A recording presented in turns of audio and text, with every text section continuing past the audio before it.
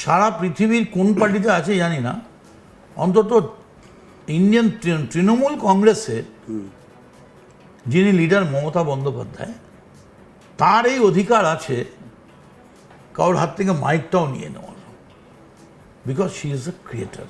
আমি বলছি না যে কল্যাণকে থামিয়ে দেওয়া উচিত ছিল, বেশ করেছেন, কিন্তু আমি বলছি কল্যাণ ব্যানার্জি মমতা ব্যানার্জির উপর এতটা না রাখলেই পারতেন। উনি রাদার বলতে পারতেন যে দিদি তুমি বলছো, আচ্ছা ঠিক আছে বাবা, এরপরেরটা কম বলবো, জিনিসটা হালকা হয়ে যেত। কিন্তু একটা পাবলিকলি তুমি বিশ্বাস করো কতক্ষণ বলেছি, মানে দেখতে খুব খারাপ লাগে।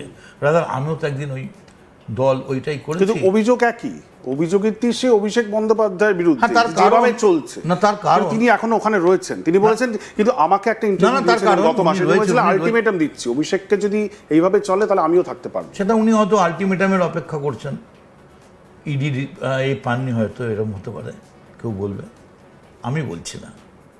কিন্তু আমি বলছি কল্যাণ ব্যানার্জি এখনো রয়েছেন, তিনি মনে করছেন তার থাকাটা সেফ, বেটার। আমি ওর ব্যাপারে কোনো মন্তব্য করতে চাই না। কিন্তু এটা ঠিক যে মানে ধরুন আমি বক্তৃতা করছি, বা খুব বড় বড় মানে সৌগত রায় বক্তৃতা করছেন, এই সময় হয়তো অভিষেকের গাড়িটা ঢুকছে, পুরো মিটিংটা নষ্ট হয়ে যেত, যেন মনে হতো যে জওহরলাল নেহরু ঢুকছেন। এটা this was not fair, this was not. এই তামঝামের বহর, এটা আপনি মানে আমি বোঝার চেষ্টা করছি, যেহেতু আপনারা দলটা করেছেন, আপনার নেত্রী মমতা বন্দ্যোপাধ্যায়, তার ভাইপো অভিষেক বন্দ্যোপাধ্যায়, তা আপনাদের তো একটা আত্মিক সম্পর্ক হয়ে গেছে। অভিষেক বন্দ্যোপাধ্যায় তো অনেক পরে রাজনীতিতে এসেছেন, আপনি তো মমতা বন্দ্যোপাধ্যায়কে একেবারে ছাত্র রাজনীতি থেকে আপনারা তার সঙ্গী, পারিবারিক সম্পর্ক, সেখানে এই বিষয়গুলো আপনারা বলার সুযোগ পাননি, কোনোদিনও বলতে পারেননি? এগুলো বলা যায়নি, তার কারণ আমাদের দলের মধ্যে ঔরঙ্গজেবের একটা ছোঁয়া ঢুকে গিয়েছিল। Caesar's wife must be above all suspicion. কোথাও কোনো সন্দেহের ধোঁয়া দেখা গেলেই সঙ্গে সঙ্গে কিন্তু তাকে পানিশমেন্ট পেতে হতো, এবং তাকে আইসোলেট করে দেওয়া হতো পলিটিক্স থেকে, এবং the entire politics was being controlled by the family, not by the family, by Abhishek Bandyopadhyay. Mamata Bandyopadhyay করলে তো আমাদের কোনো আপত্তি ছিল না, কিন্তু মমতা বন্দ্যোপাধ্যায় যেটা চাইছেন না, সেটাও যদি অভিষেক চাইতেন সেটাই করা হতো। That was very unfair.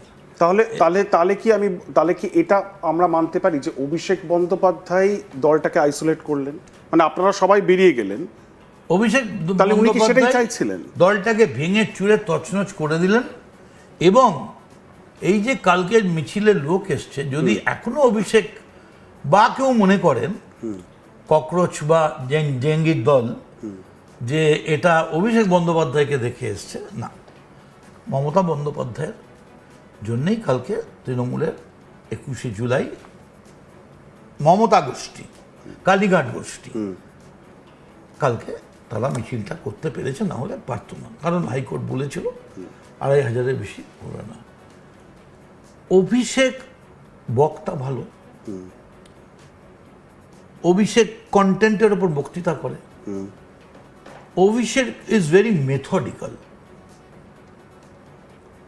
অভিষেক পলিটিক্সটার জন্য সময় দেয়, মানে he is a serious politician. প্রবলেমটা যেটা হয়ে যাচ্ছে, he has been overestimated, এইটা গোলমাল হয়ে যাচ্ছে। বাই হুম?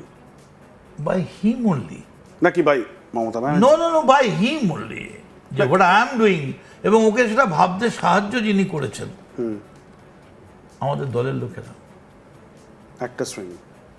কিন্তু বন্ধুরা, এটা কি আপনার মনে হয় এতদিন মমতা বন্দ্যোপাধ্যায়ের পাশে থেকে, যে আজকে মমতা বন্দ্যোপাধ্যায় কত 72, 73 বছর, 71, 72 বছর বয়স, তিনি কি কোথাও মনে করছেন এটা, যে তার যে রাজনৈতিক লেগাসি, সবাই মনে করেন করুণানিধি, স্ট্যালিন, আমি বলছি তার রাজনৈতিক লেগাসিটাকে তিনি কাকে দিয়ে যাবেন, কাকে হ্যান্ড ওভার করবেন? সেই জায়গায় কি মনে হয় না যে কেউ নেই বৃত্তের মধ্যে, মানে যে যত ক্লোজই হোক না কেন আপনারা, কিন্তু ultimately blood is থিকার than everything. Exactly.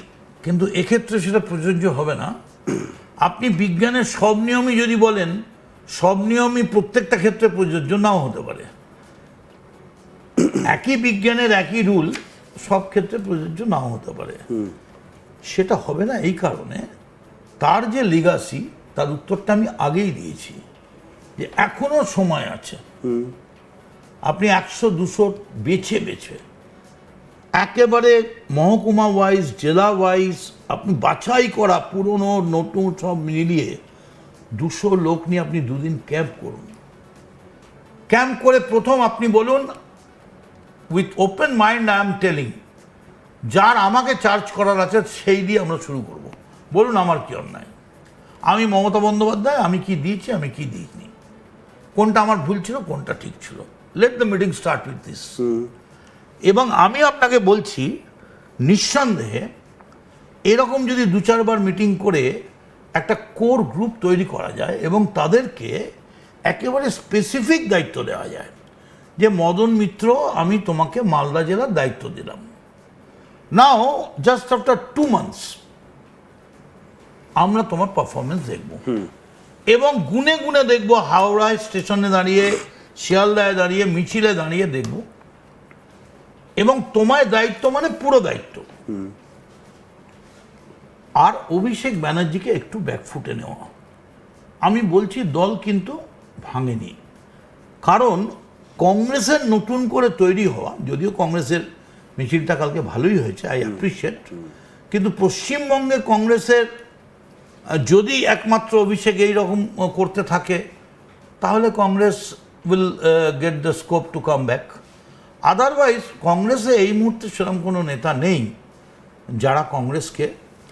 এটা খুব গুরুত্বপূর্ণ পয়েন্ট আপনি করছেন, কারণ নেতার পেছনেই তো জনতা আসে। কালকে মমতা বন্দ্যোপাধ্যায় রাস্তায় নামলেন, আমি নিজেও ছিলাম ওই র্যালিটাতে, আমি দেখলাম মানুষ কিন্তু মানে তার যারা সমর্থক, তার যারা কোর সমর্থক, তারা কিন্তু আবেগের টানে তারা এসেছিলেন এবং যথেষ্ট মানুষ এসেছিলেন। সুতরাং সেই জায়গায় কিন্তু মমতা বন্দ্যোপাধ্যায়কে নতুন করে প্রমাণ করার কিছু নেই। প্রশ্নটা এটাই যে রাজনৈতিক অপোজিশন পলিটিক্যাল স্পেসটার ভ্যাকিউম পশ্চিমবঙ্গে এই মুহূর্তে রয়েছে, সেখানে তাহলে টলেস্ট লিডার মমতা বন্দ্যোপাধ্যায়, কিন্তু আপনি বলছেন যতক্ষণ অভিষেক বন্দ্যোপাধ্যায় থাকবেন এটা পসিবল না। তাহলে সেক্ষেত্রে মমতা বন্দ্যোপাধ্যায় এখনো পর্যন্ত আকার ইঙ্গিতে কোনো রকমভাবে একেবারে তিনি যেটা স্পষ্ট করে দিয়েছেন যে তিনি অভিষেক বন্দ্যোপাধ্যায়ের সাথে। তাহলে কি অভিষেক বন্দ্যোপাধ্যায় ছাড়া আর কোনো নেতৃত্ব আগামী দিনে তাহলে মমতা বন্দ্যোপাধ্যায়, মানে কল্যাণ বন্দ্যোপাধ্যায়কে আমরা যা দেখছি, তিনি তো আর মনেই হচ্ছে নিতে পারছেন না, বিবেকের তাড়নায় তিনি রয়েছেন। আমি যেটা বলতে চাইছি,